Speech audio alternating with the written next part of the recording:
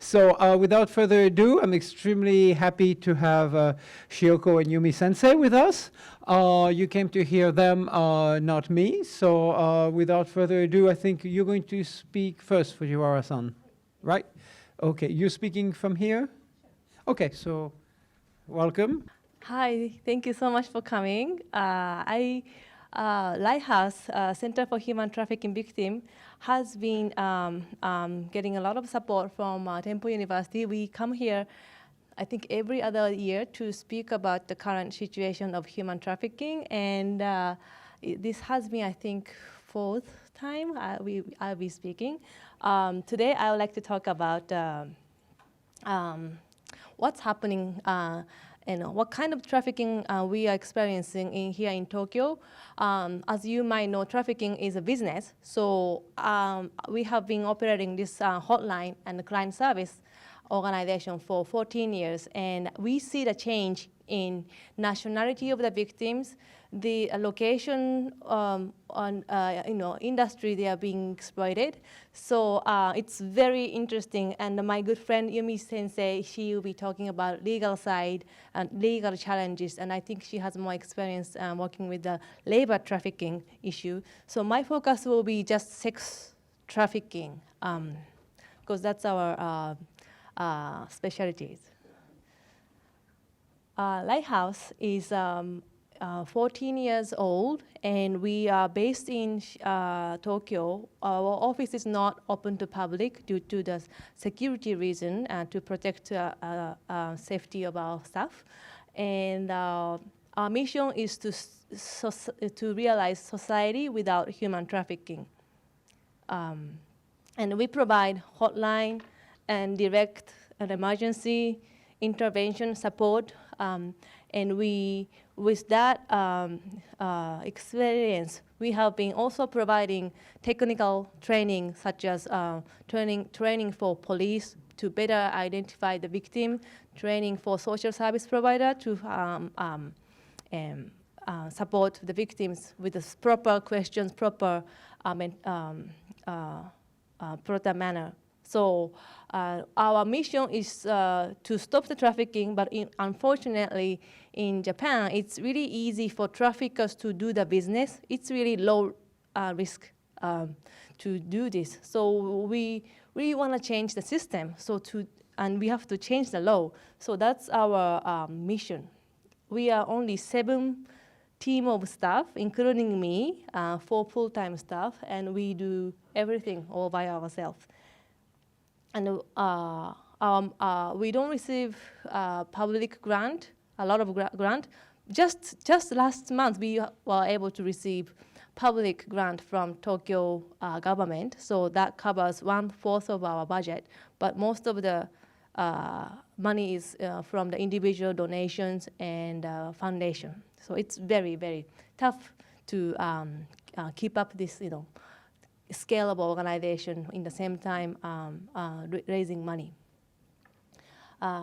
So you know that human trafficking exists in Japan, right? I'm sure you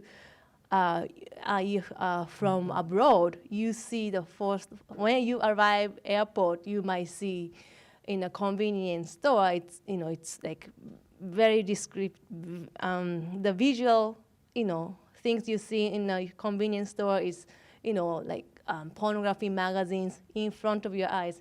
And if you walk around, Shibuya, Shinjuku, you see sex district or, sketchy establishment. It's not like we are hiding. We are, we just mix up with other business, including restaurants. So it's very interesting. And also we have an issue of labor exploitation. Government promote this kind of foreign trainee system, and this is being accused as a form of slavery. So that's something Yumi Sensei will talk about, I assume. So the trafficking can be labor trafficking, sex trafficking, or sometimes they exploit people to sell human organs. So that's the third type of trafficking. So in Japan, I think the problem is both labor and sex. And when we first started organization, our first hotline has been running in English, Tagalog, Japanese, Thai. We try as much as we can to bring volunteers who can speak those languages and try to reach to those populations. So our victims are coming from all over Japan, calling for help. They thought this is going to be better opportunity for their family and life, but they ended up, working in a hostess club, which forced them to work prostitute. But right now, our clients are 95% Japanese people, Japan-born young men, women, and children. So there's a shift in the nationality. We don't really encounter many cross-border trafficking. So it doesn't mean we don't have many foreign women or men being trafficked. It's because we are a very small organization running our own small hotline in Tokyo. But even police report shows they are more seeing domestic trafficking, forcing young women, children to be working in a sex shop or victimized in child pornography, prostitution. So I think there is a shift, and also I think the labor trafficking side, the government is trying more open to bring laborers, not as migrants, but as foreign workers in a specific industry, and this can be very exploitive. And sometimes they bring most of the time they don't bring as workers, they bring as trainees. So sometimes they don't have to follow, they have not been following the labor law. They only pay $3 per hour. So that has been some change in the law, but still there are so many loopholes, and the Japanese government has been expanding this program so to match the demand for cheap labor for all the construction work for the Olympics. So that's another issue, but that's not what I'm going to talk about today. I'm going to talk about the sex side. So interesting fact about Japan. I think this because I see many international faces, international audience. This might be too obvious for you, but Japan is the third largest economy, and also Japan is the 19th in the Human Development Index. So we enjoy long life expectancy, low mortality rate, education is good, and health system is good compared to other part of the world. But in the same time, 1 in 6 children in Japan are living in relative poverty, and this is has been advocates has been trying to push this issue, but finally government has started acknowledging the issue, and they even started action plan to help those family with the children. But it's not enough. We have so many women, children who has to choose sex work or when they are very early to support their family to survive. And the gender wage gap, women makes only 73% of the men makes. So it's there are lots of women in poverty. Not only single mothers. The single woman who doesn't have kids, they are being said they are really struggling to survive. And the gender gap, this is a very famous statistics from the World Economy Forum. Out of 444 countries, we are 114th ranking. So gender gap ranking, this is very famous one. We are always below compared to many countries. So this is how, especially women are struggling. Many women had to work in multiple part-time jobs, and many college students, they cannot live even with the student loan, so they choose to work very flexible job, which is sometimes hostess work or sex work, and sometimes pornography.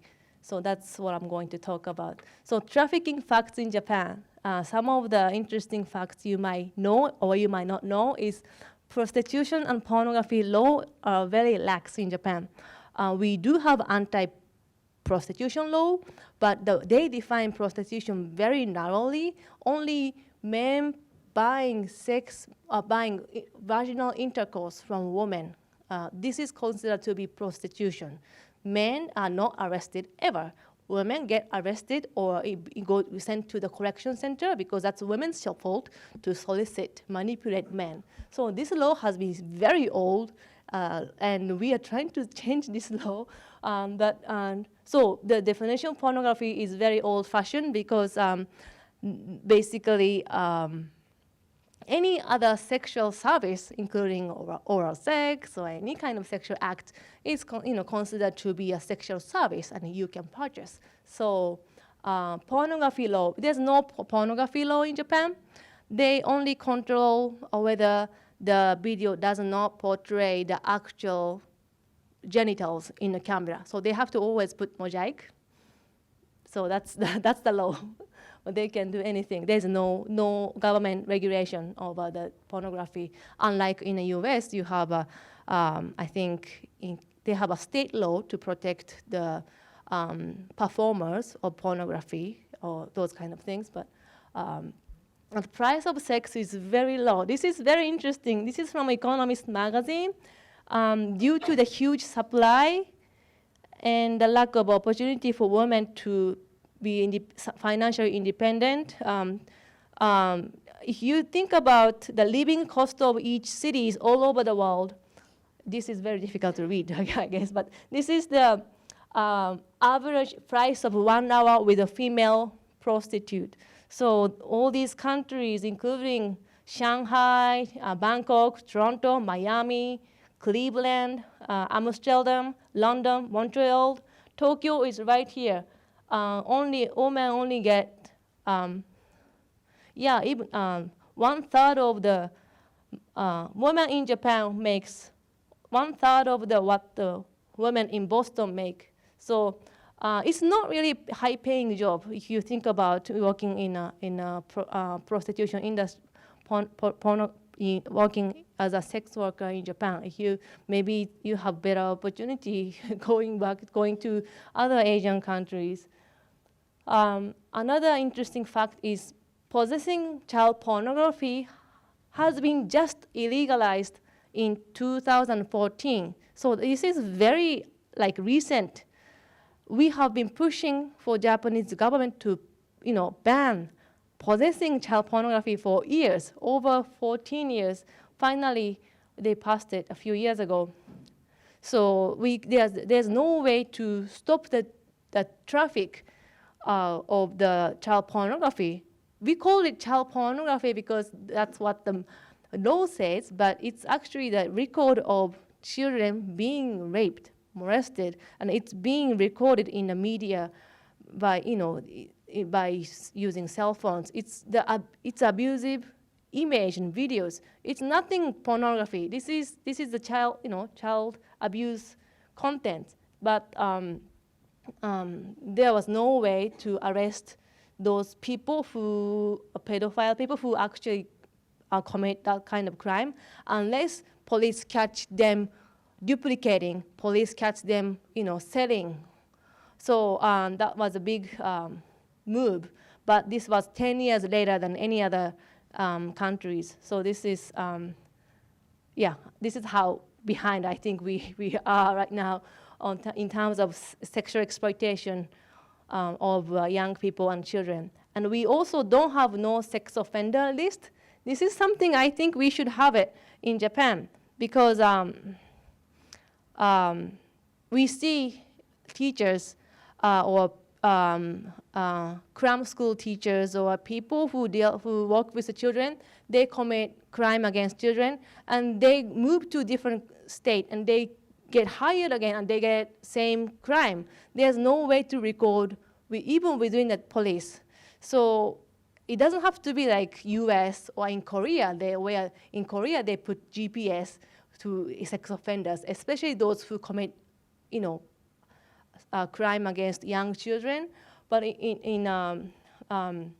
maybe there's a way, maybe school board and police can share those information just internally, so they won't hire sex offender to teach the school in their district, something like that. So that's something I think we really need. Anyway, that's a different story.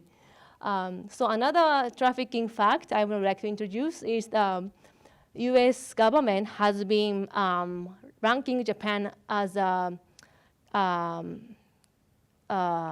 country which does not comply with the minimum standard for eliminating trafficking.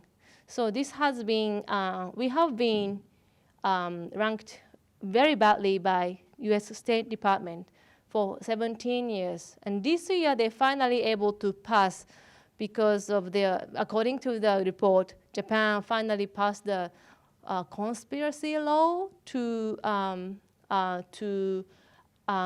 ratify some UN convention, but I don't think internal law, like domestic law, even matched with the actual UN standard or international standard. Anyway, so this is a Lighthouse number. This is the number of the victims we served last year. So you see many of the women and men and children abused in the pornography industry. This is a new trend. And I want to talk a little bit about this too.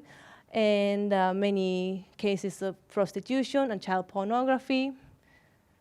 Commodification of children's sex is shocking. We talked about child pornography law reform in 2004, but this kind of, you don't really see anything, but this is the DVDs and videos you can still buy online on Amazon.com, Amazon.co.jp, or Rakuten.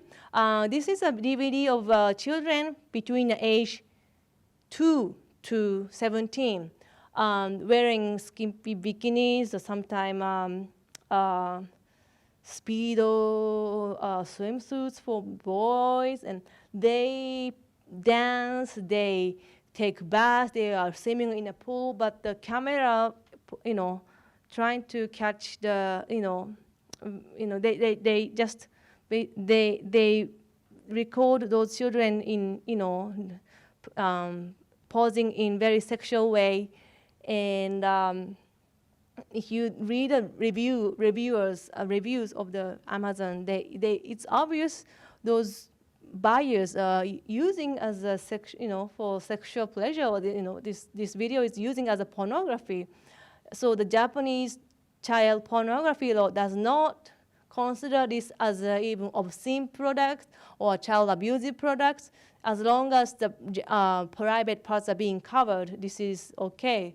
So we call it junior idol, or under 15, U15, U13, or nowadays they even call chika idol, underground idol. So anyway, there are so many ways to call those children in the modeling or entertainment industry. Those child erotica products has been spreading, and they are really big market. And this could not be considered as a child pornography in the law reform. And we do have a couple of clients who survived this kind of industry. Some of them are tricked by parents. Some of them are tricked by the agency. They all are forced to appear in pornography, actual pornography, having sex in front of the camera by the time they reach the age of 18. So, they are hoping to become a model, hoping to become a big TV star, but they are told this is the only way to be successful. So it's really, really, messed up situation. Another issue is child pornography industry. I only have 5 minutes to talk, so I'm gonna show it quickly. Yeah. So this is a small public announcement we created, and this has been shown in Shibuya district. And this is something we have been working on. This is the forced appearance and pornography trafficking issue. So this tells you how those women and men are being exploited and tricked.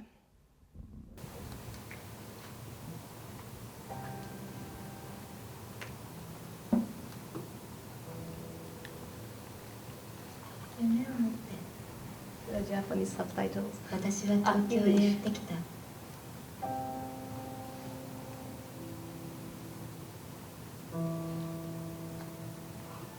でも東京は時間の流れが速くて自分の存在すら気づいてもらえない。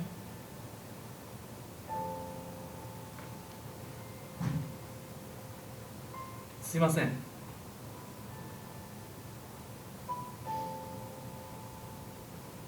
疑いよりも嬉しさが大きかった。夢が叶う。そう思った。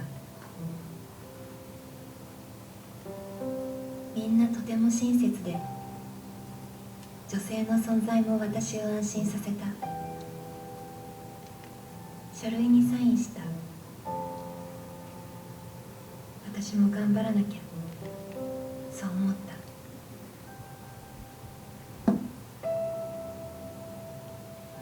でもいつしか私の意思とは関係なく進んでいった。撮影はより過激になり、できない、もうやめたいと訴えても違約金がかかると言われた。とても払える金額ではなかった。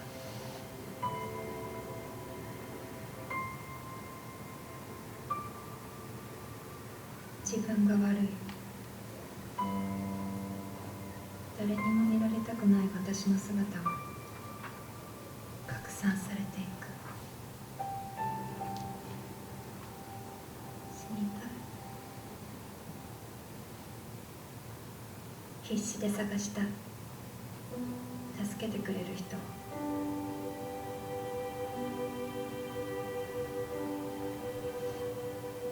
ライトハウス。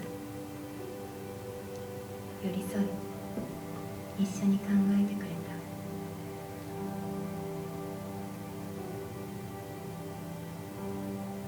人身取引被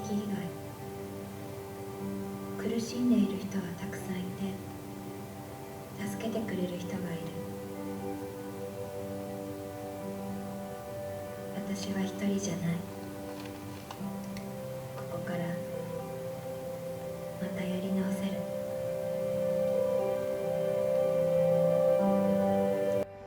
So this kind of abuse have been we experienced receiving those kind of calls since 2012, 13. So this is a new issues. We only have 5 years of working with those women in pornography, and there's also men being abused. And you can look at the more PSA from Lighthouse YouTube account. This is called Letter to You. So we have worked with more than 400 women and men abused in the pornography industry, and we provide provide them and connect to the legal service. We accompany police, social service, accompany to the doctor. We provide temporary shelter. So that's how we help those women. We have a social service provider, social worker, licensed social worker who help them.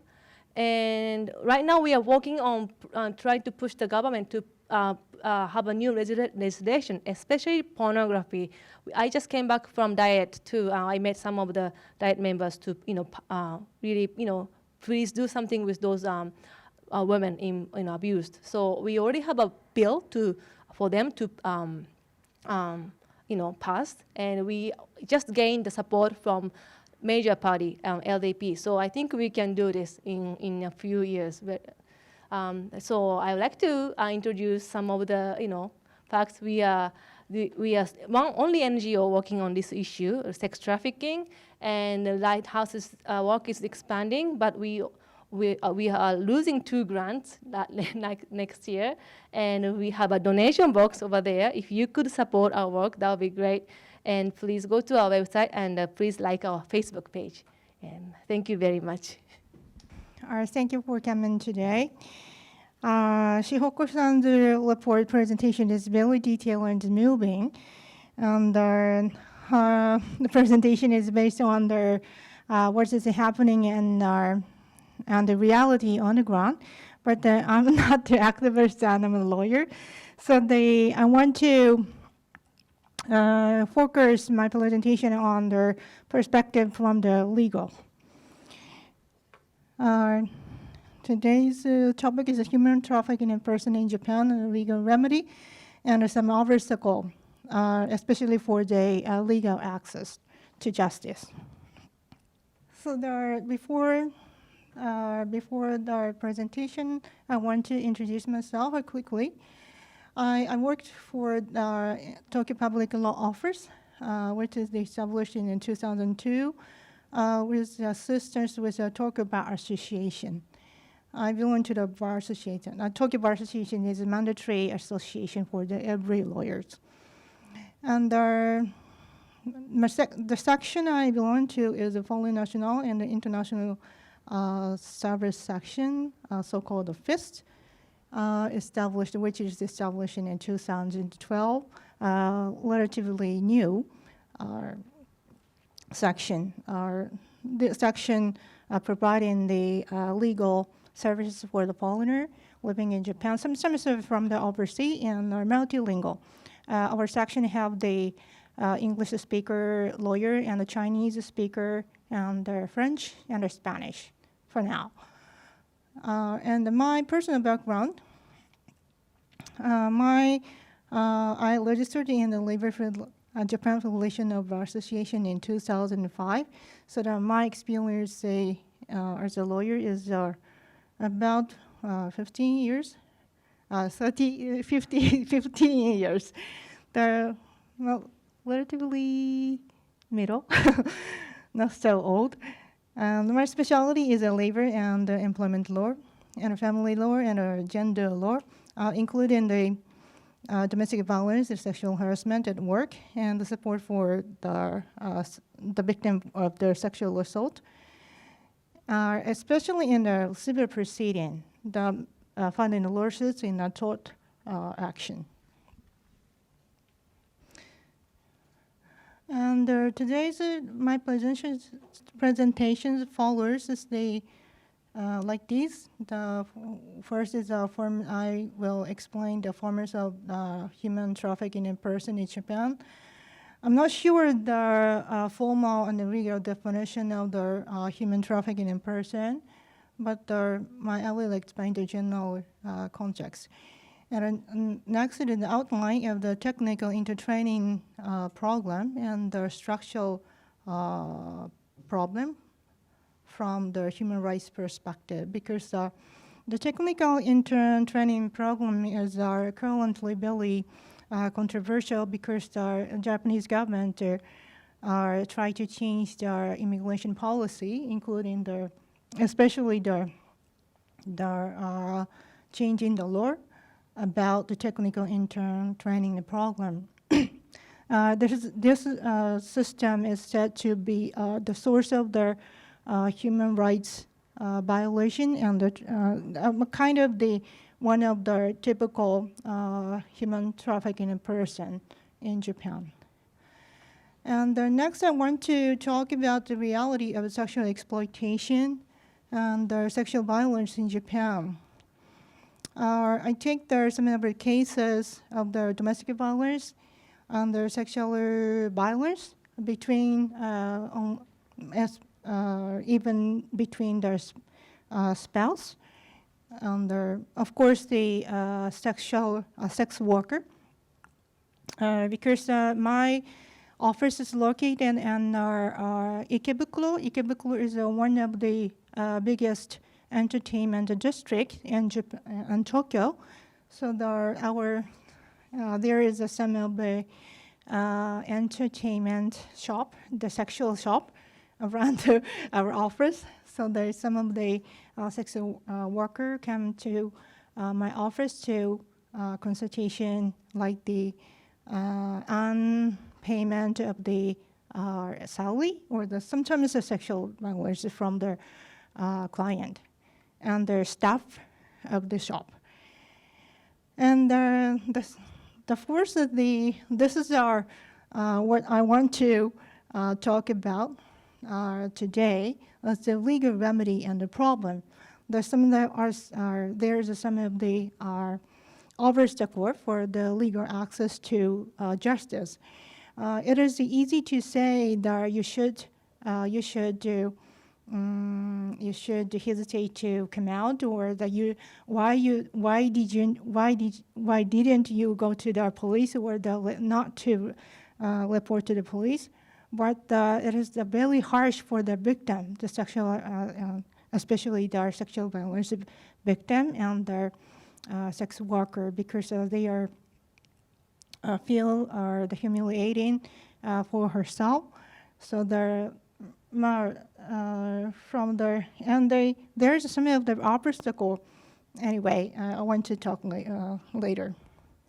And if I have some time left for my given time, I will introduce some of the cases.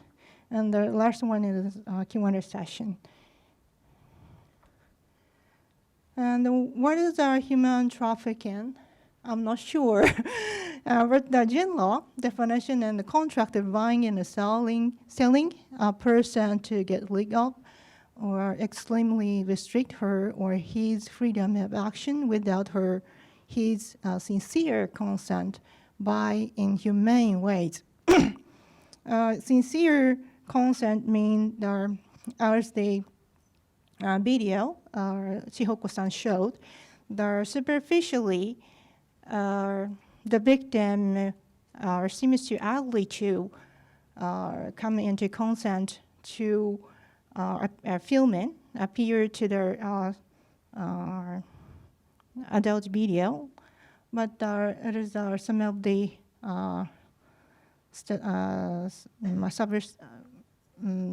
where the buyer and the filmmaker is very clever to manipulate the victim, especially the adult video actors, into the filming industry.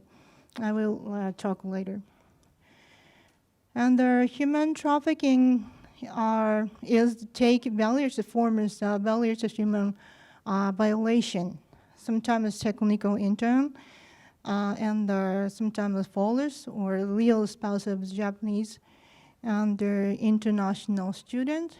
Some of the international students work in our entertainment, like the Kabakura, so-called Kabakura, like a hostels and a nightclub. And some person enter into Japan as a tourist visa, afterwards undocumented. And the undocumented victim cannot go to the police, even though they are victim of the sexual assault, because undocumented is illegal. So if the police recognize they are the undocumented, even though they are victim, they have to go to their own country without their filing their claim. And sometimes JFC, Japanese Filipino children, either of their parents has a Japanese nationality, the parents who have the dual nationality between the Japan and the Philippines came into Japan, can come to Japan and get the nationality, Japanese nationality, but they cannot understand the Japanese.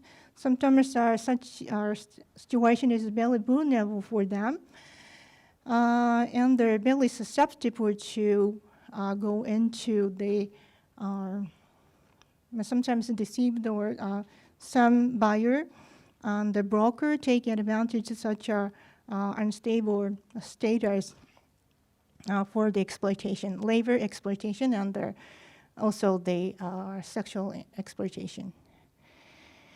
And the human trafficking is irrespective of nationality, of course, including Japanese women and sometimes men, and the sexual exploitation as well as the labor exploitation and some child labor. But in Japan, this is rare happening, the child labor.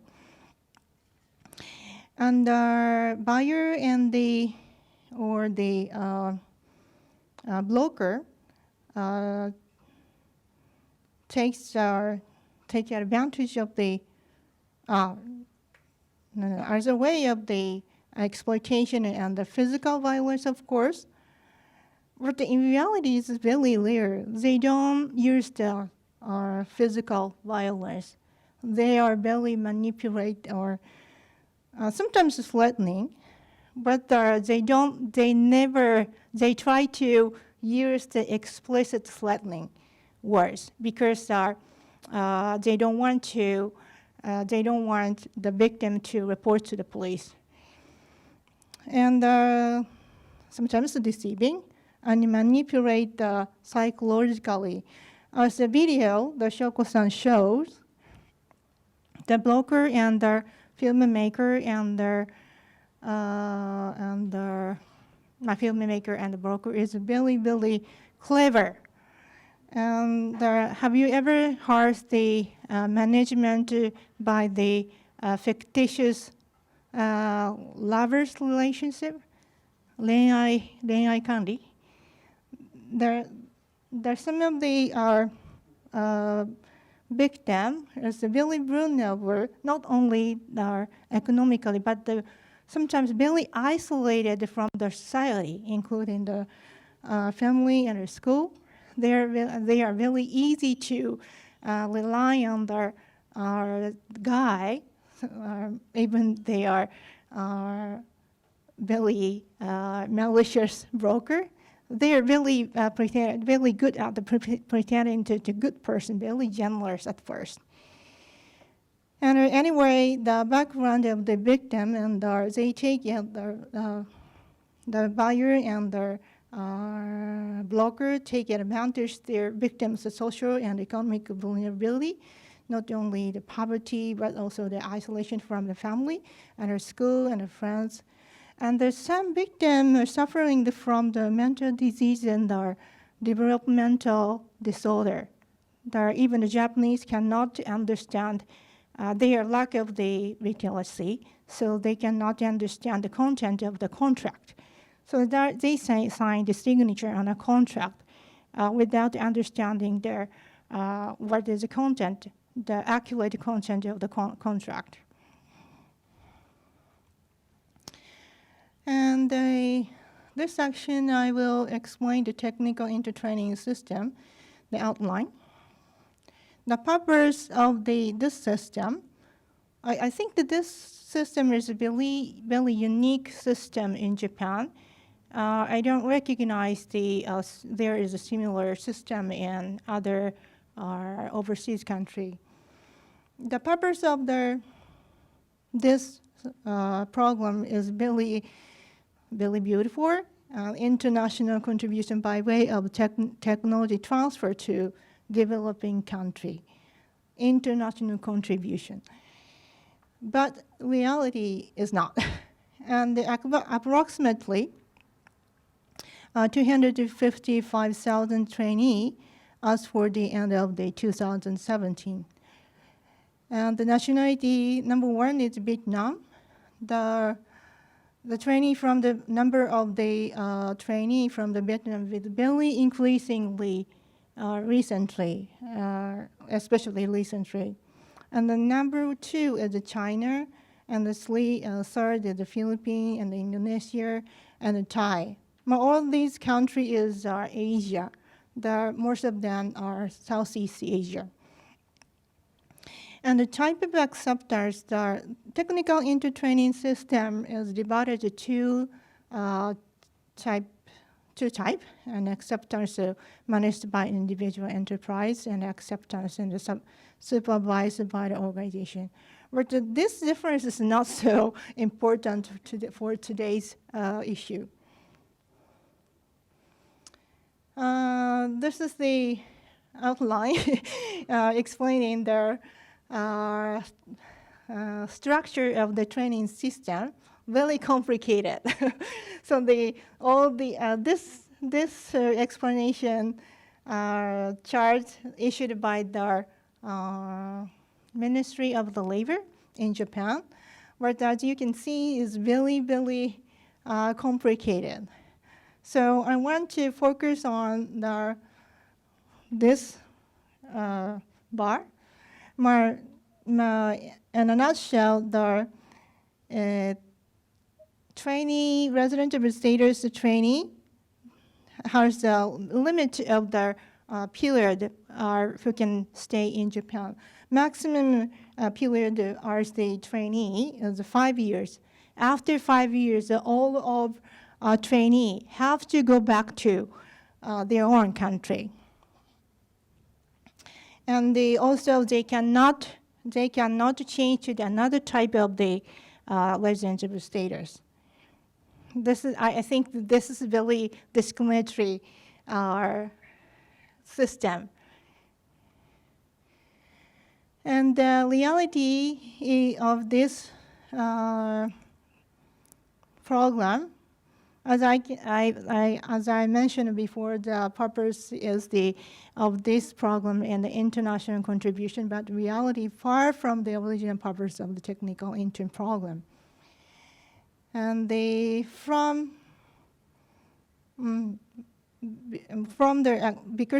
the accepting company taking advantage of trainee as cheap labor, not trainee, cheap labor. And their hourly salary is less than 300 yen. It depends on the cases, of course. And from the sending country, they also taking advantage of this opportunity as a trainee program as a way of earning money. So that's why if the economically differentiate between the two countries, accepting country and the sending country, does not vanish. The problem cannot disappear, I think. And the human rights violation. This is the reality of this program: labor and sexual exploitation.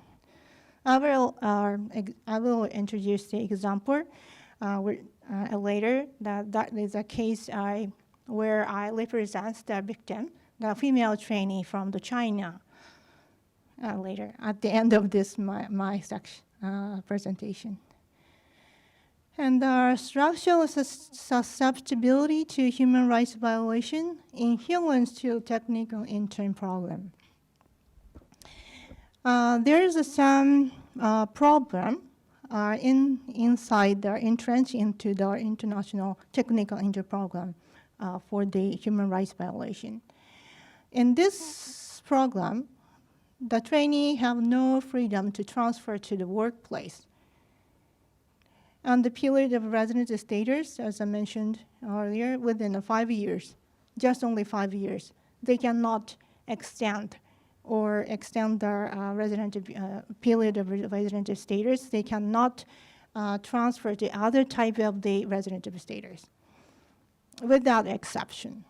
And the technical intern trainee must leave Japan within 5 years. And the purpose of this program, and superficially, bring back technical skill and the knowledge learned in Japan to their home country. That's why the Japanese government set up the limitation of the period of stay within 5 years. No chance to change the resident status to other type of resident status. And they are not allowed to accompany family member. And master employer takes control everything, including the daily life as well as working condition. So sometimes our master employer intervene in privacy. And the lack of the Japanese proficiency. So this is one of the biggest reason or the obstacle for them to reach out to the justice or the lawyer because they cannot understand the Japanese proficiency. At the same time, they cannot get the knowledge and information about where to go, they should consult with. And I think this program is in here interesting based on the discrimination prejudice. I think the Japanese people is likely to have their discriminated and the prejudice towards the people from their, especially the developing country, Southeast Asia, really poverty country. And what is a human rights violation towards technical intern training? These are the typical type of the human rights violation towards the technical and intern trainee. Cheap salary, less than statutory minimum standard. Do you know how much is the minimum wage in Japan? Or in Tokyo? In Tokyo, about 900. But in the rural area, 600 or 700. But at the worst of the cases, they work in 300 yen per hour. This is I think that's really slavery. That obviously less than the minimum wage. Every Japanese worker don't want to work such a miserable standard of the salary. And sometimes the employer takes up the passport to prevent them from running away from the exploitation and the harsh working condition. And they impose on payment of the indemnity and the guarantee money. This is a way, also the way of the preventing the trainee from the running away. Kind of the threatening. And first for saving money. The saving money is very good, but the problem is the employer administer all the saving money. The employer keep all the saving money. And sometimes the employer, perpetrator, intervene into the private life and instruct to engage in danger and toxic operation and work. And if the trainee get hurt during their working, sometimes they cannot take the industrial accident insurance. And sometimes the perpetrator instruct the trainee to engage in other type of work, different from the work that is supposed to be involved as a trainee program. And the wrongful and irrational deductions, such as under the name of the dormitory or the residence fee or the administration fee, I cannot understand why the trainee should have to pay the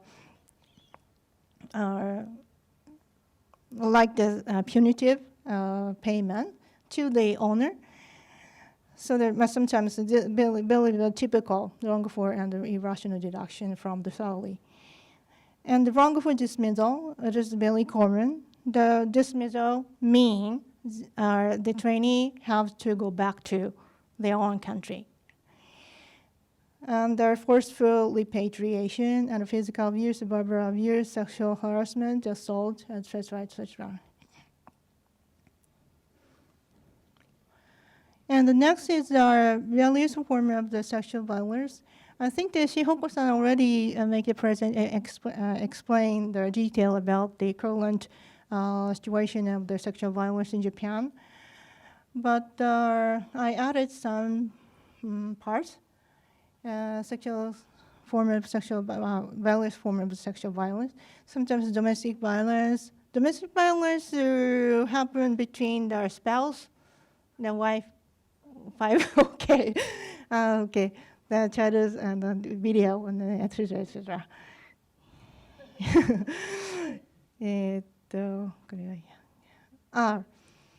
Do you remember how many people remember this scene?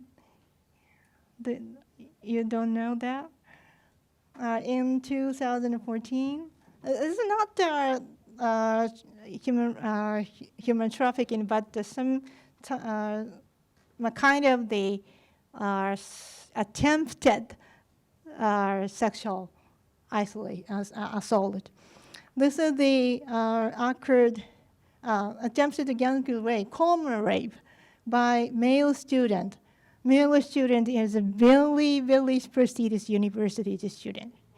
They tried to put the common drug into the drink to make the female student drunken to have the sexual relationship. But they fail. Then after some of the female students come out of the drinking restaurant, they fell down because of the coma, and then someone called the police. Of course, the police arrested some of the male students, but nobody knows the result of this incident. This incident come under the surface. Nobody knows what is the result of this incident. Current situation about sexual violence in Japan. Okay, so there's a three question, but I have to curtail the given time. I want to I want to focus on this one. The current situation about sexual violence. White paper on the crime. This is issued by the police. In 2017, the number of the person referred to the public prosecutor, rape 1,355, and forcible indecency 3,638. But number of a person prosecuted for trial is decreasing in number. The rape 453, and forcible indecency is indicted. Number of the forcible indecency indicted is 453. But the number of the report, the more than 3,000. Why there is so much differences between this number? Because most of the female victim doesn't want to bring the case into the court because they are very afraid of facing the second victim. Sometimes the defense lawyer blame the victim, sexual victim. They cannot put up that kind of a harsh question. So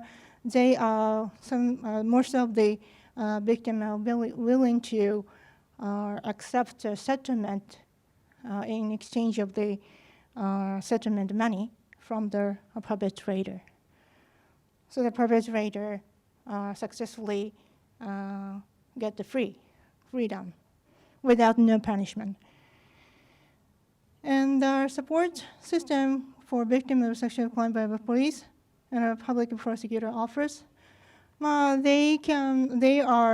admit they are making efforts to protect the right of the victim, sexual victim.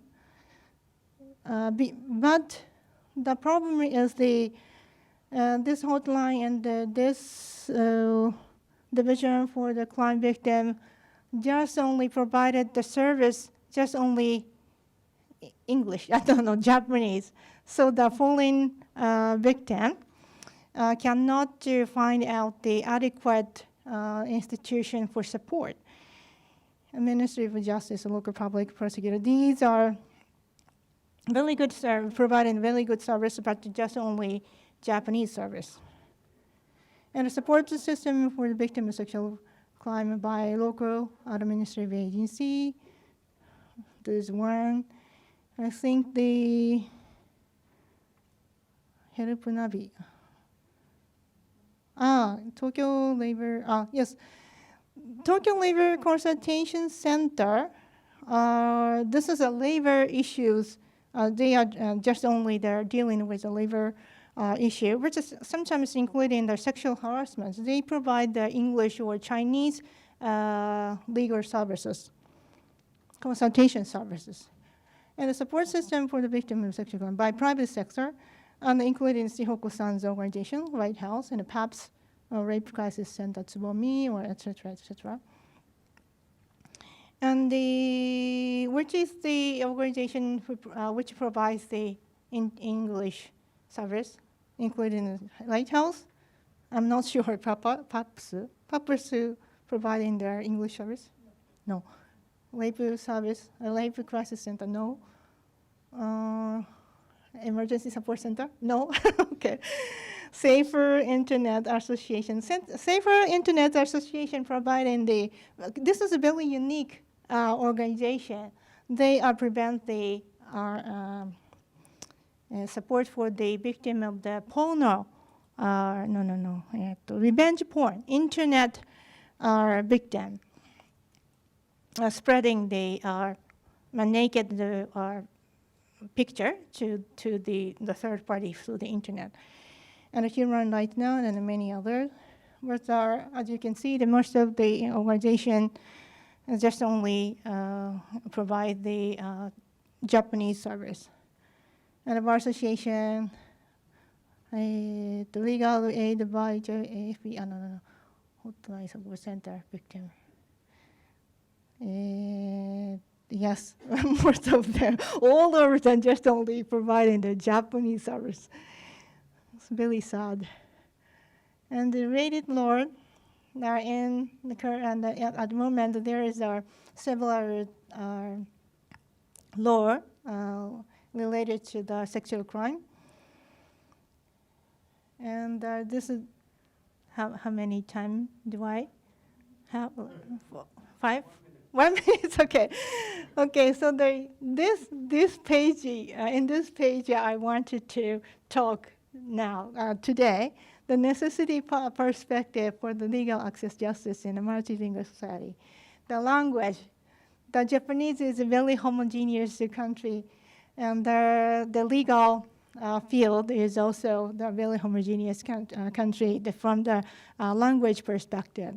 So I am aware who can provide the multilingual services to the foreigner. So this is one of the challenging for the Japanese legal field. And the affordability, legal aid, all over victim can afford or cannot afford to the attorney fee. But in Japan, there is two types of the legal aid. HOTERAS, Japan Legal Support Center.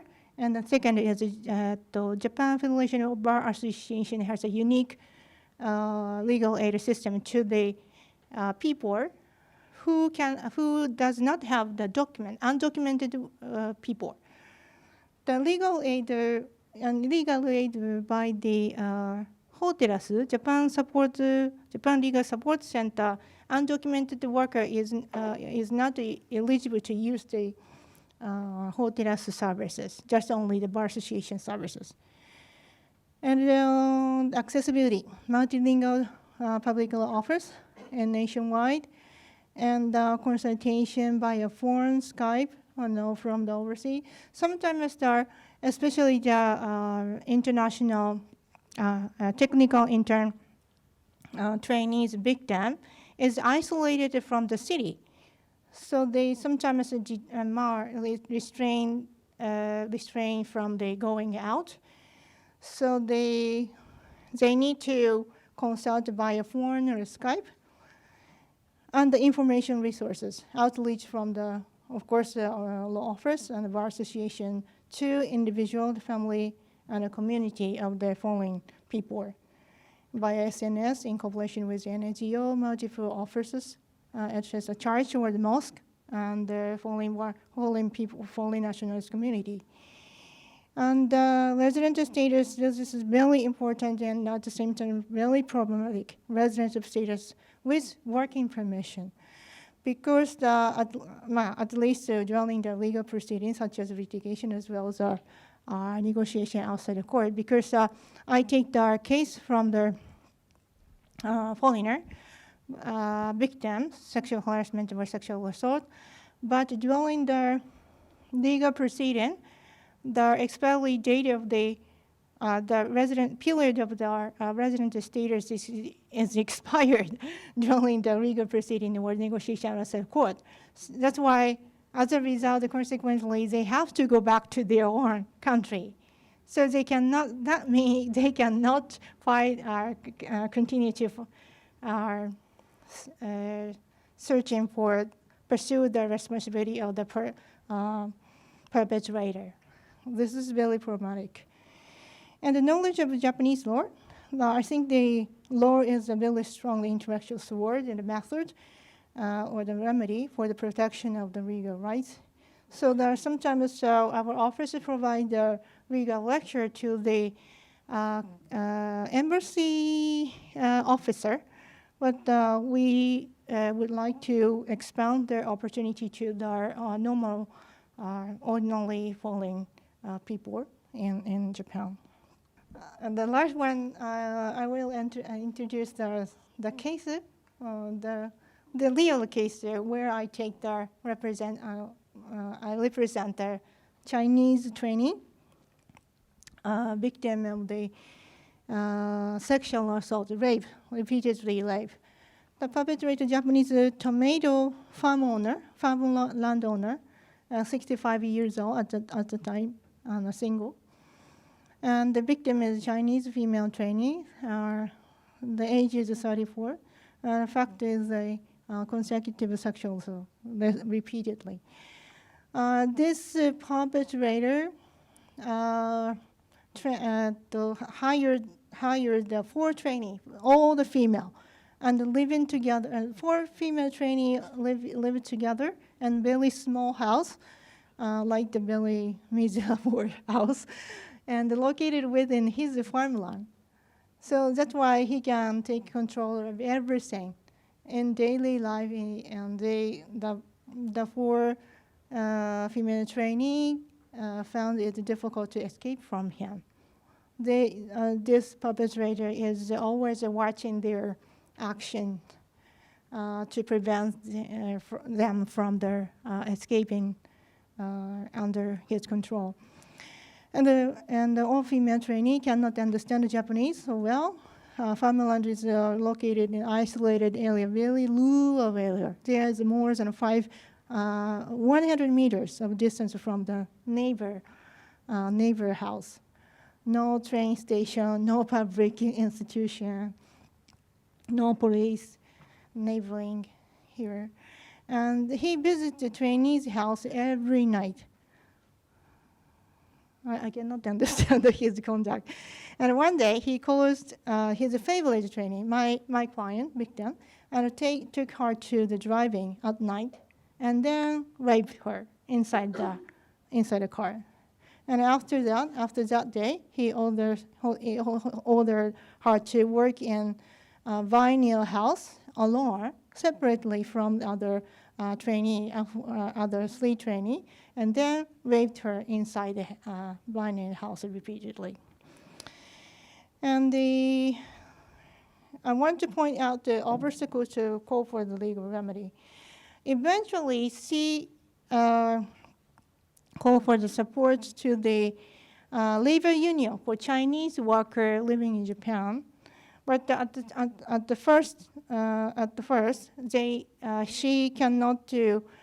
She did not have any information where to go for consultation. Where is the police station?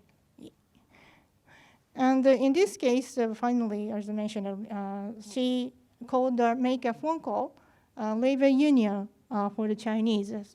Her friends, Chinese friends, give the information about the labor union for Chinese. And the second problem is during the litigation.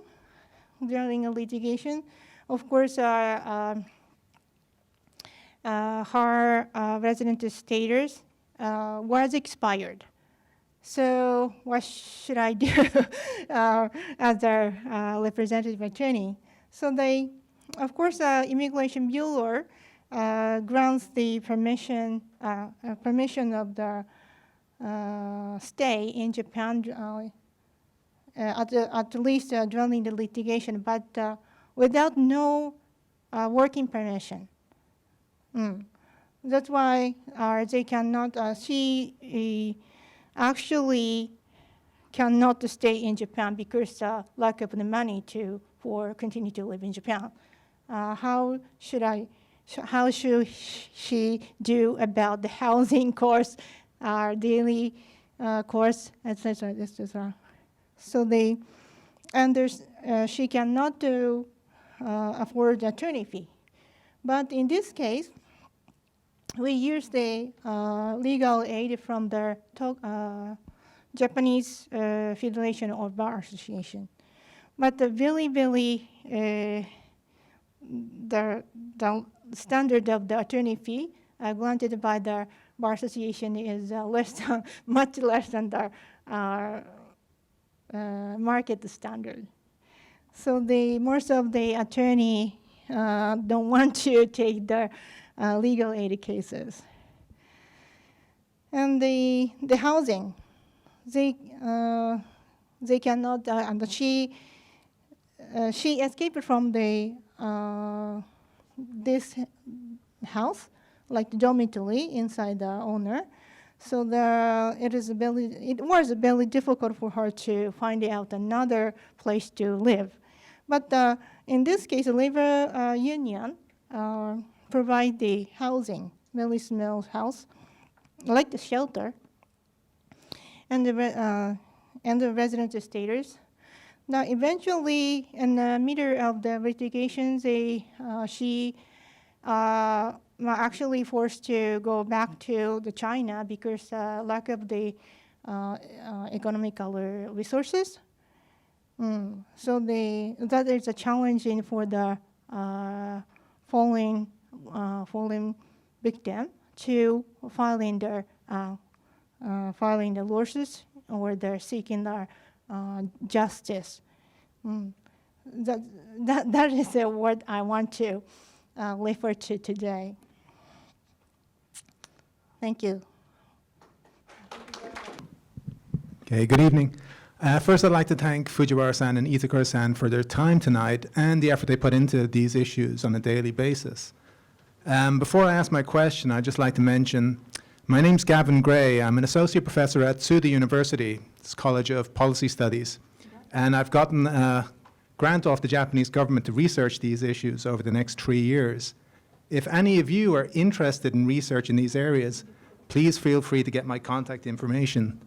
It's definitely much better working with other people rather than isolation.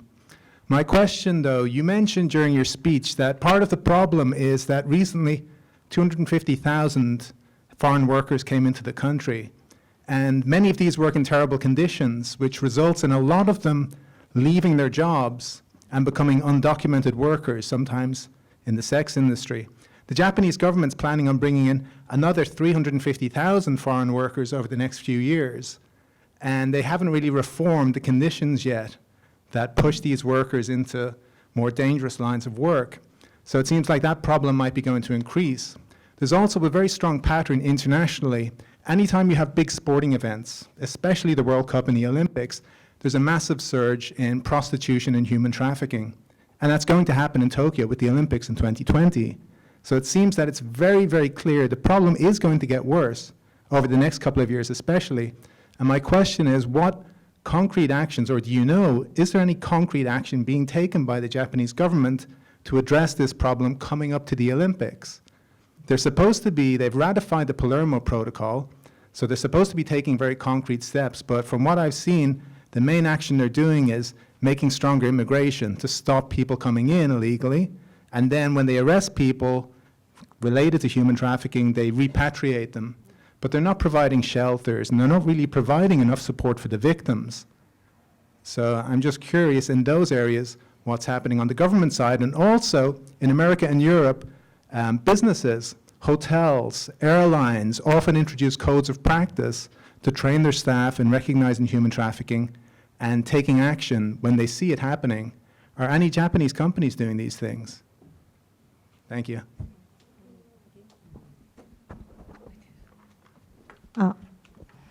Thank you for very, very important suggestion and the question. My answer is, as I explained, referred to in my presentation, the most important and concrete action for the foreign worker to protect the human rights violation is providing the and arrange the legal access, justice to the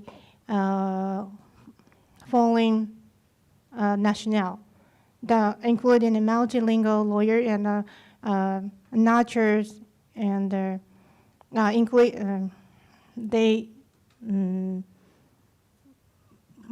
we should do.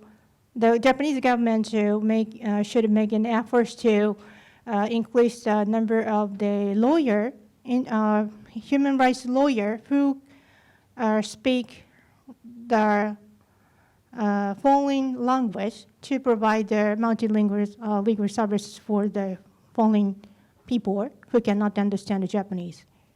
And I think the most important things. But the Japanese, as you know, the Japanese government say the change the policy to accepting the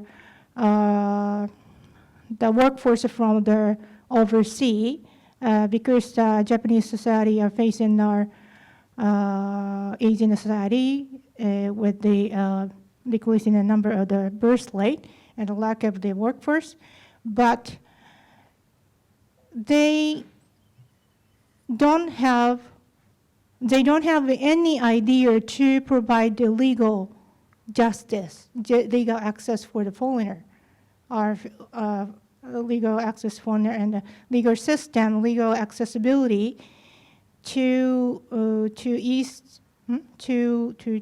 provide a easy access to foreigner in terms of the attorney fee, in terms of the language. I think that is the most important thing for as a concrete measure for the protection of the human rights. Thank you. For the government action towards stopping trafficking for 2020, I don't see anything. But I know police is really seeing all this abuse against children in prostitution or pornography. And women in prostitution or in pornography. So they do really care. They need like collaborator like us who can take their victims like a shelter, or somebody they can refer. So we work closely with police. We train them, and police use our hotline They print materials. They provide to the victims. They even put in their Twitter account. So they put our hotline, and some kids actually came through those police pamphlets. So I think that's great collaboration. And for the cooperation, I don't think there are many corporations really trying to stop by doing awareness raising amongst their employees. But I don't know much the details, but ANA, the airline, All Nippon Airline, they decided to do some training for the flight attendant and some ground level staff. And Hilton Worldwide, they approached us a few years ago for the training, but we haven't done that yet. So some hotel and the travel industry reached out to us too. And recently, but there's nothing happening yet, so we really have to push that. And but I do want to know, actually, there's any statistics that big sports events actually increase the demand for trafficking. I've been looking for that kind of facts. I see some incidents in the news. Some people are actually trying to get away from the manipulative work. But actually, I've been looking forward to so that we can push the government. Hey, we have more demand for sex, so we have to really do it. So I was not able to find those. So if you could, you have many students, so if you could find and just share with me, that'd be great. Yeah, thank you. Is it okay? Hi, my name is Miki Dezaki. I'm a documentary filmmaker. I have two just short questions for Ms. Fujiwara. So in your presentation, you said there were 3 men who were caught taping the boy in that case. What was the punishment for that man? And then the second question is, you said that the prostitution is not very profitable in Japan, and I was wondering why the supply is so high if it's not profit. Why are people going into it, you think?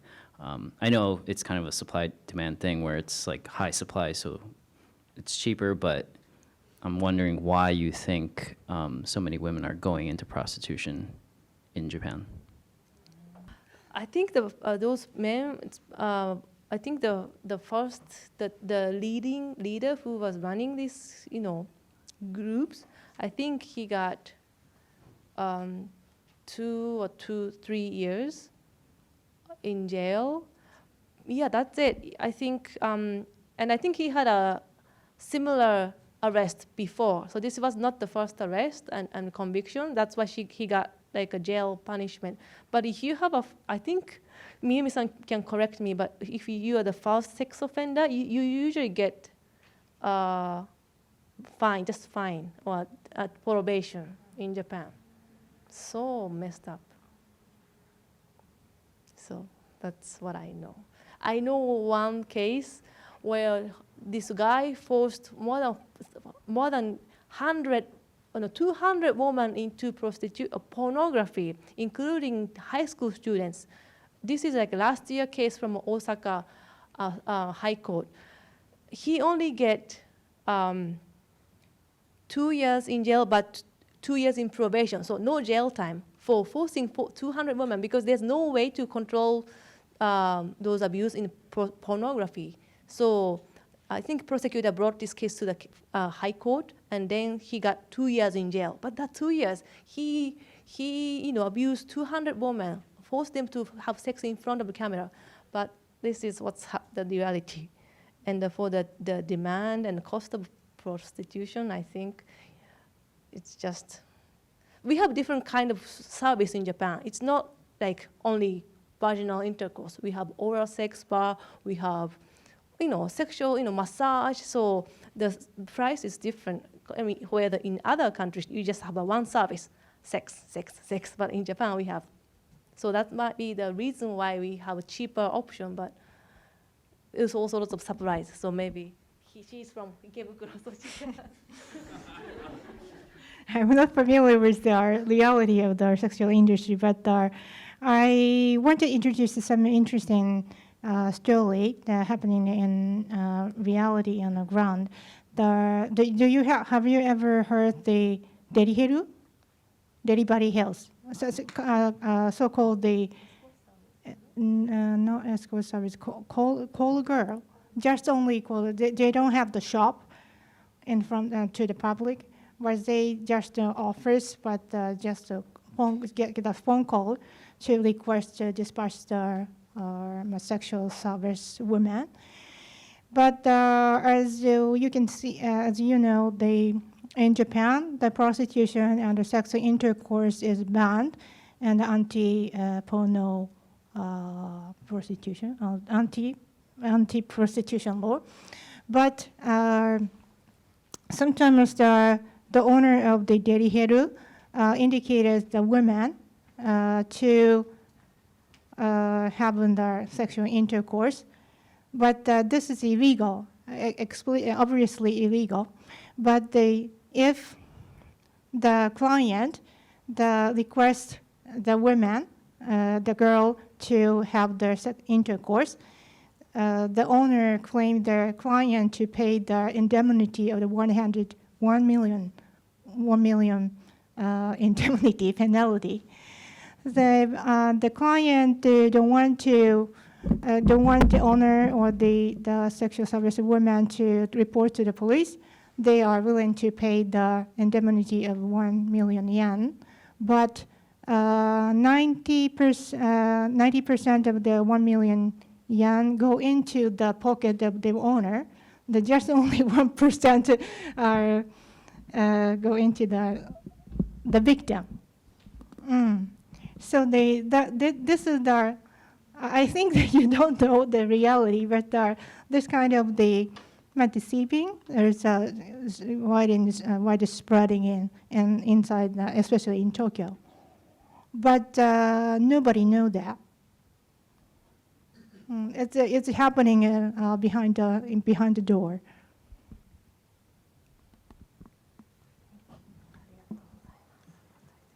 Hi, I'm Tom Blackwood. I'm a professor of sociology at Tokyo International University. I have a question for Itakura sensei. Were you saying that in order to sue the company, the individual has to have legal residential status and the right to work at the time of the lawsuit? Immigration? Yes. Immigration grants the permission of the residential status specific for the litigation? Well, I'm thinking more about people who are perhaps overstaying their visas. They obviously don't have legal residential status, so they can't sue for exploitation. But there are also a lot of people here on provisional release, the karihomen.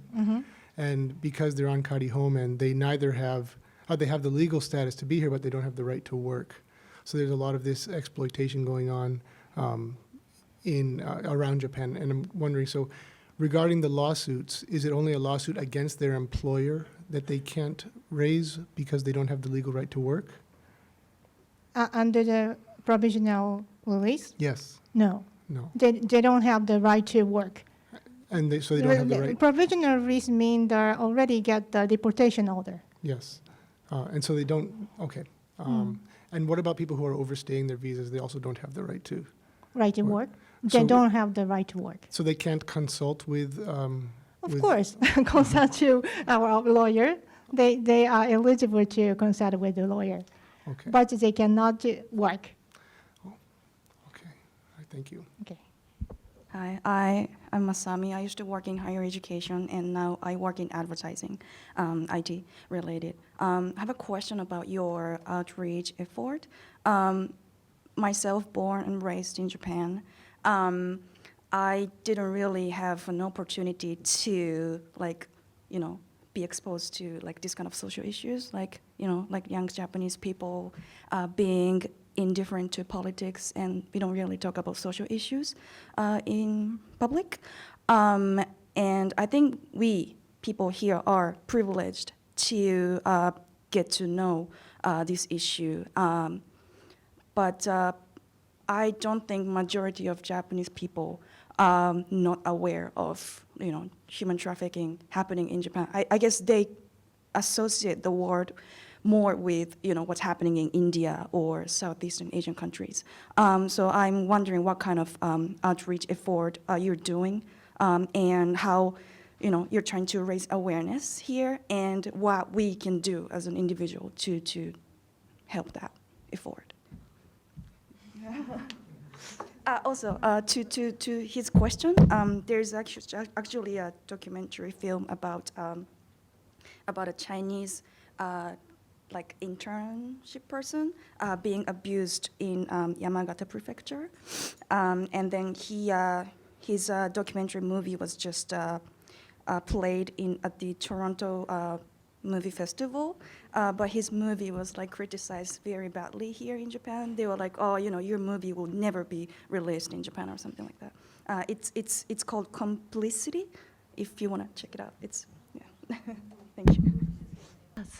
Thank you so much for bringing up. That's why I brought this comic book. We made it, we published last month. So I'm in English. We don't provide sexual education for kids in Japan. We don't. I didn't receive it. Maybe they use flowers. They use, those, vague things to, explain life of, how life starts and how, all the contraception, everything. But so we don't do that kind of basic understanding of human body or respect relationships or, STDs, HIVs. But so we had to teach the children, be careful, there's a pedophile people, be careful, there's a, sketchy advertisement of the high-paying job or, So anyway, this is the Blue Heart is the consists 3 stories of our actual children and young people being abused in sexual exploitation. This targets teenager, junior high and high school students to be aware of those danger, and there are people who you can ask for help. It's not.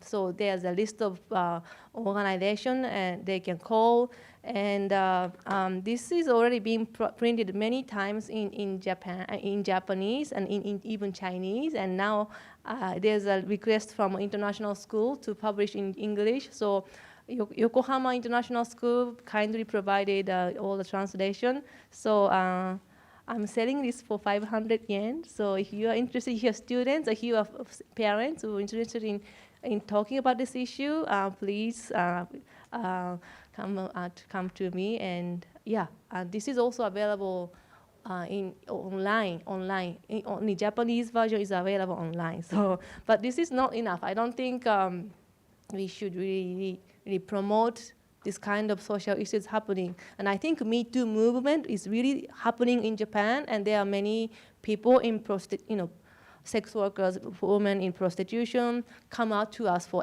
asking for help, and they really know, this is actually abuse. I'm being victimized. So I think young people finally come to understand, wow, I could ask for help. This is not something I did something wrong. So I think we are very, very critical moment right now. There are many changes happening, and we really have to take advantage of this moment, I think. Yeah, thank you.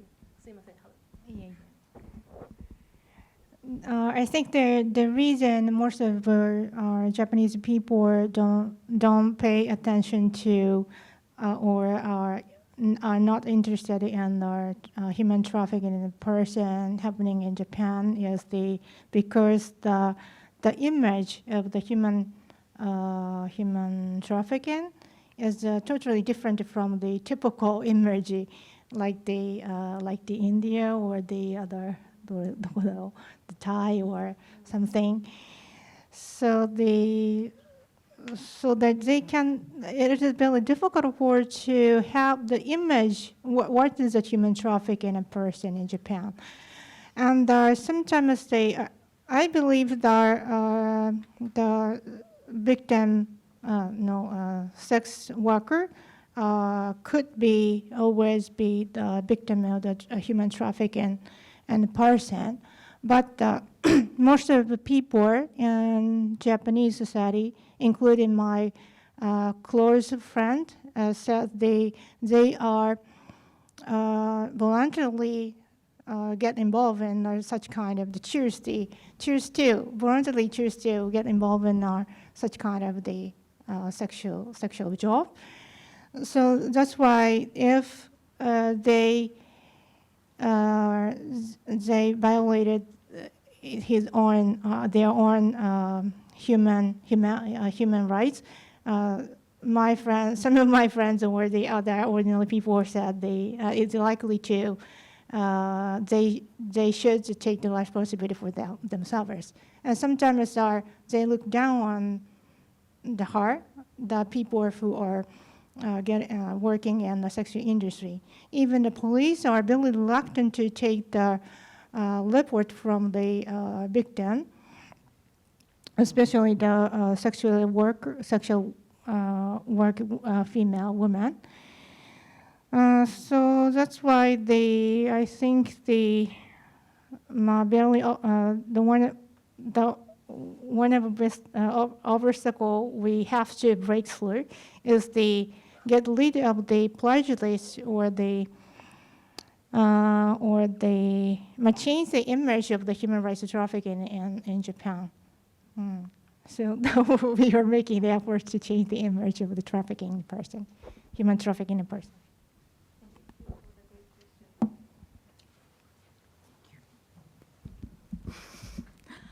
So I'm a third-year university student. My name is Ian, and I'm from Vietnam.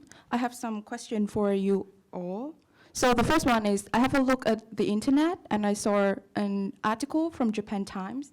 It said that last year, the Japanese government reported that the number of human traffic case in Japan is 42. And when I saw the number, I was so shocked, because first, I skimmed through the articles. Those numbers just for sex trafficking, not include labor trafficking. So my first question is, do you know the mechanism behind that kind of number that the Japanese government reported?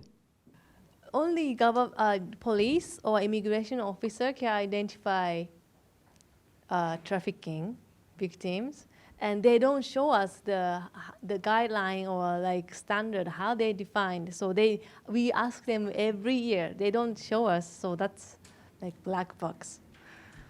And according to the UN protocol, if children are being abused in the sex industry, if children are a victim of child pornography, they automatically become a victim of human trafficking. If you think about victim of child pornography and child prostitution, the number is already like 7,000. So it's not being counted as a trafficking victims. So I don't know. And Itakura-san show us the shocking number of 200,000 foreign trainee. 200,000. 200,000 trainee people coming to Japan every year, and Japanese government never identify any trafficking victims out of those trainees. So they are not the victims yet. Okay. So most of the victims are in the sex industry or sexual exploitation. So they have their own agenda, I think. I'm sorry, that's all I know. Yeah. And the second question is, from what I heard from your presentation, you said that 65% of your clients are Japanese. Is that true? 95%, right? Yeah. So, and also from Yuki Sensei, that your Lighthouse, from Yumi Sensei, I'm so sorry for that. So, in your presentation, you also pointed out that Lighthouse is one of the few organizations that support English language and other foreign languages. So can you point out some kind of obstacles that you are facing to approach the foreigner people and especially like foreign victims? I think so. The very few organizations who can provide the multilingual services, consultation services, legal services, is one of the biggest obstacle for the legal justice.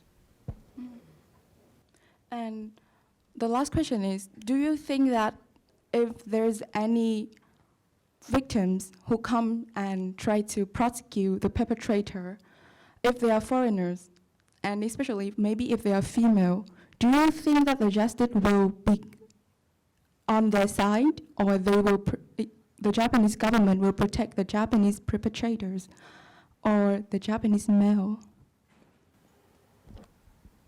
Japanese government is likely to protect the perpetrator? Yeah, because they are Japanese. I don't think so. The nationality is not related to whether the perpetrator should be protected by the government. What kind of the protection? I think it's mostly like labor trafficking. Because Labor like trafficking. if one victims they want to prosecute, they need to prosecute the whole company, not only the manager, I believe, because of the salary they paid. And for example, the manager will abuse the victims, like the workers, but the company is the one who pay the salary. If they pay a low salary, it's also the companies, like the CEO, the managers of the companies. So what if they try to prosecute the whole company? Will the justice be on their side? You mean the you were mentioning the criminal procedure or the civil procedure? What about both of the procedures? Oh, I don't think so. It depends on the cases. The Japanese court is very neutral. The Japanese court examine the detailed fact based on the both of the party concerned submits the document with the evidence. It's not related to the nationality of the size of the company. The Japanese court is really neutral. Thank you.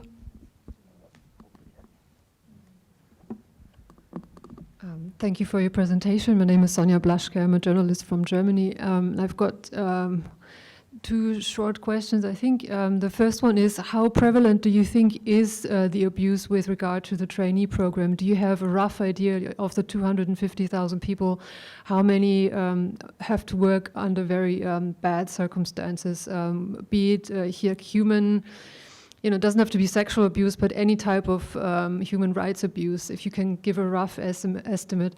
And the second one is related to what Fujiwara-san said, that there's been a change among the victims, that you used to have more foreign victims and now you have more Japanese victims. Where does that change come from among the people who consult you? Yeah, like, why do you think it's changed? Thank you.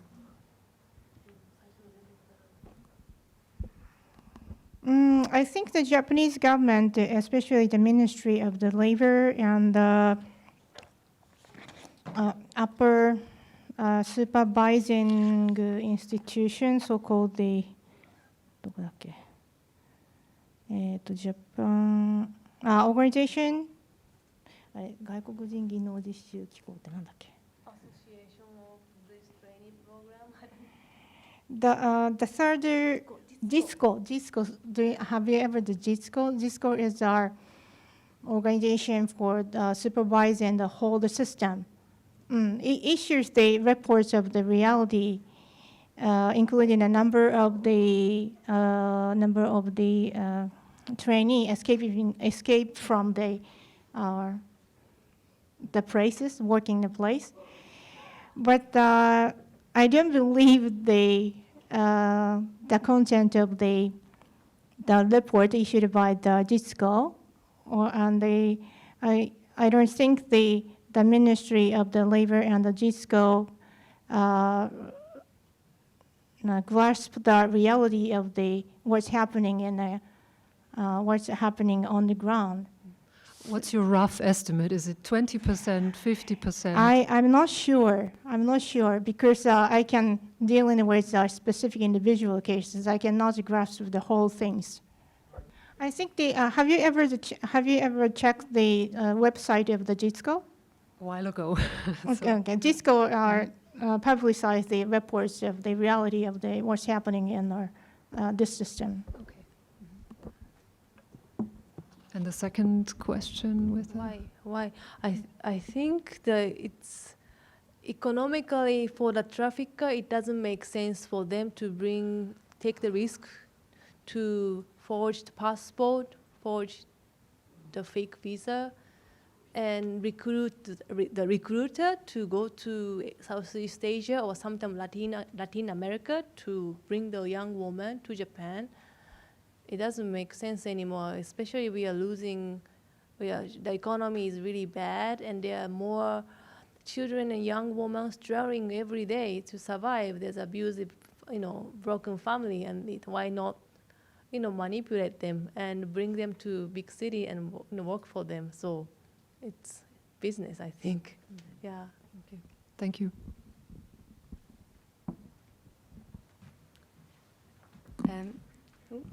Hi, my name's Emily Larkham. I'm a master's student at the University of Tokyo, the Graduate School of Public Policy. My question is quite short.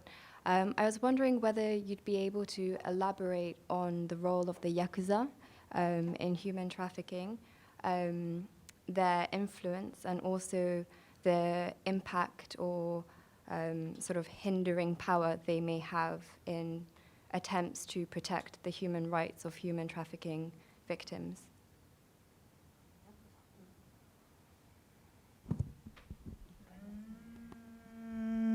It's case by case, but the Yakuza does not involve in whole sexual violence in the industry, because like the Amazon and have you ever the DMM? DMM, a big corporation, is not related to Yakuza. They are publishing the many numerous number of the adult video, not only to the Japanese, to the worldwide. They are not related to the Yakuza. Just only this industry is just bankable, because so that's why they the ordinary people who want to be rich want to get involved in this industry. Last question. Quickly about the Yakuza, she's right. I think Yakuza used to be heavily involved in foreign women being trafficked, and it was very profitable back then, I think. And I think they will do some extent they do for the domestic trafficking victims, but for the adult woman, I think they don't take risk of abusing child. Like, of course, if you put the children in prostitution, that's most profitable. But Yakuza knows it's also very risky, so they make sure the age is over 18. That's what I'm thinking. I feel like and for Itakura Sensei said Amazon or DMM or sometimes Tsutaya has their own. Tsutaya is a company called CCC, and they also have their own like pornography company used to. So they fund those even like agency to recruit the porn stars. So I receive SOS from those women abused in the company. They are funded by DMM or CCC. So it's a legitimate business. They are registered, very good reputation business. They are the ones who actually make most profit from trafficking. So I think not only Yakuza these days, I think. Yeah. I want to add it. To her? Oh, yeah, go ahead. Okay. I wanted to add Fujiwara-san's answer. The big company like the Amazon and the DMM doesn't hire directly the pornography actors on the sexual worker. They ask the agency, subcontract the agency, very bottom of the agency, many small or medium-sized agency to hire the women to get involved in the sex industry. So that's why they are very clever. they have the knowledge of the tactics to escape from the responsibility. They don't reckless directly to the woman. Sorry, just a very brief second question. I come from Ireland, and even though it's a small country, our police force, the Gardaí, they have a dedicated human trafficking task force, dedicated violence against women force. The Justice Department also has its anti-human trafficking unit. And perhaps most importantly, there's an intergovernmental body called CUSC that's set up to combat violence against women. So the government and the police are making very focused efforts to deal with these problems. I'm curious whether the Japanese police force and the Japanese Ministry of Justice have set up dedicated task forces that you know about.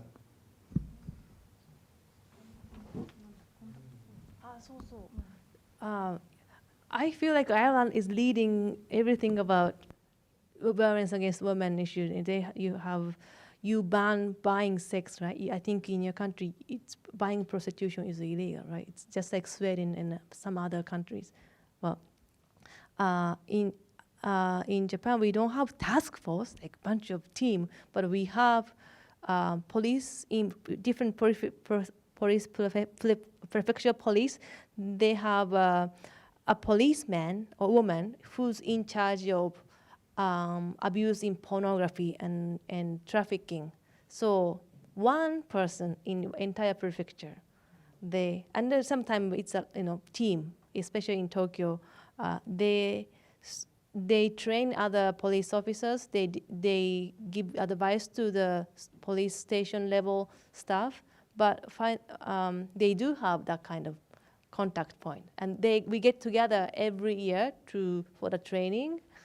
So it's happening, but it's nothing like Ireland, I think. Yeah. I'd like to thank Eriko and all our student workers also, without whom we couldn't do this. And I'm extremely happy today that I saw a lot of students from various universities. We run these programs first and foremost for the younger members of society. So we encourage you to come to our events. If you didn't get an invitation directly from us, you can give me your business card or put it here, and we'll add you to our mailing list, to our emailing list, or you can go on our website at ICAS and register, and we'll also be added. And I think our next event is on December 6th with Tuan Pham and Grant Newsham on bringing RIMPAC to the South China Sea. So thanks again, and thank you so much.